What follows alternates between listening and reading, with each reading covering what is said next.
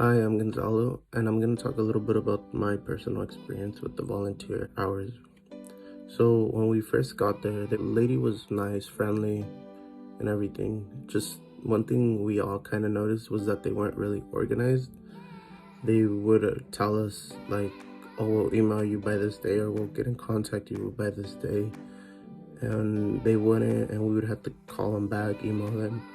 And yeah, they would give us information, but it just seemed like they weren't very organized, and we we all didn't get informed about the same things at the same time. We kind of had to inform each other.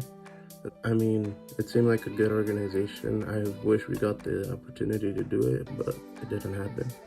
Hello, I'm Christina, and my initial expectations for the Stanislaus Community Police Activities League, also known as PALS, was that it was going to be a fun experience. Unfortunately, the organization lacked proper communication and organizational skills.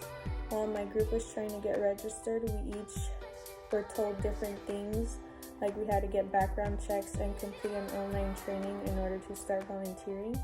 It was very frustrating trying to figure out what we had to do in order to be part of PAL. My name is Destiny Avila. My group and I chose to do Modesto Police Activities League, or more commonly known as PALS, for our community service project.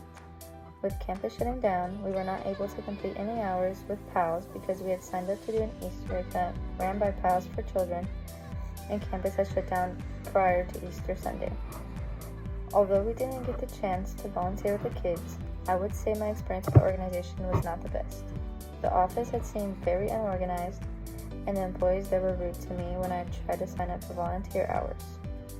They told all of my group members different and/or wrong information when we went to sign up for the volunteer time, which made the process really confusing for us. Hello, my name is Miles Rowdy, and today I'll be covering my experience with working with the Police Activities League. I want to say that they seemed very disorganized. They weren't really talking it out between departments, and it seemed like we didn't have much room to breathe because there was a lack of actual volunteer stuff to do.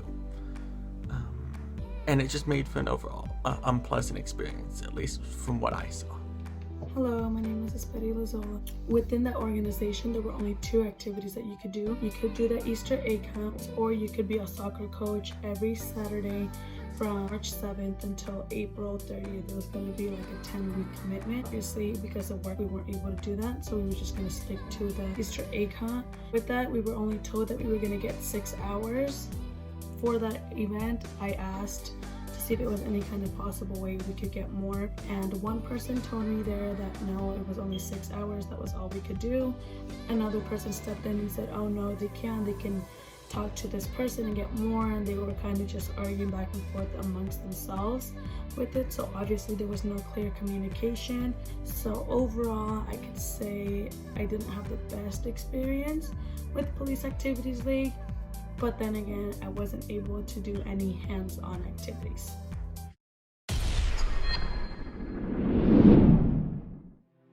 I will also talk about how COVID-19 impacted our education.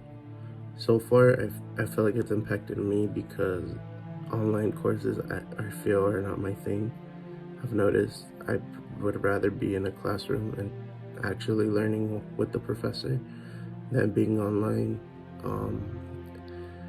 It tends to be a little harder because you don't get more explanation, you just get what's there, you don't get nothing else.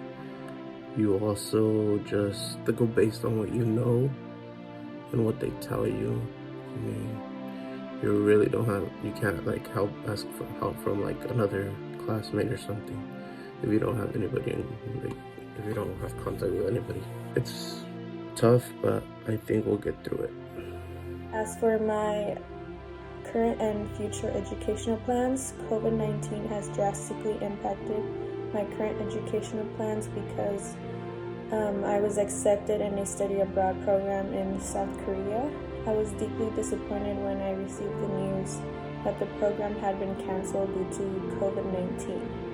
I don't know how COVID-19 will impact my future educational plans, but I do know that unfortunately it is only the beginning, and there will be further changes due due to our current state. Overall, coronavirus shutting campus down has made the rest of the semester incredibly hard for me because I personally do not like online courses and try to avoid taking them.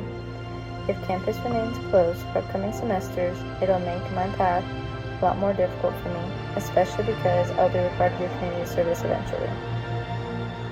COVID-19 has affected my education path, and to start off, I want to say that COVID-19 hasn't really affected me in terms of future career path. The only thing is the deliverance of the material, and I think for me being in class and having the material delivered to me that way and being able to ask questions is a lot better for me because it's more personal and I can ask questions as they come to my mind. Now, with the impact that COVID-19 has had on my career, so far it hasn't had any impact. I'm barely a sophomore, barely going into my junior year. From the perspective that I'm looking at it now, I am beginning to procrastinate. I don't have motivation to do my assignments. Online is not my thing, which is why I always register to go on campus. Communications amongst professors have not been good at all. I email professors, they don't get back, it's just a virtual thing it's obviously something that's not working for everyone, so hopefully we can figure it out soon.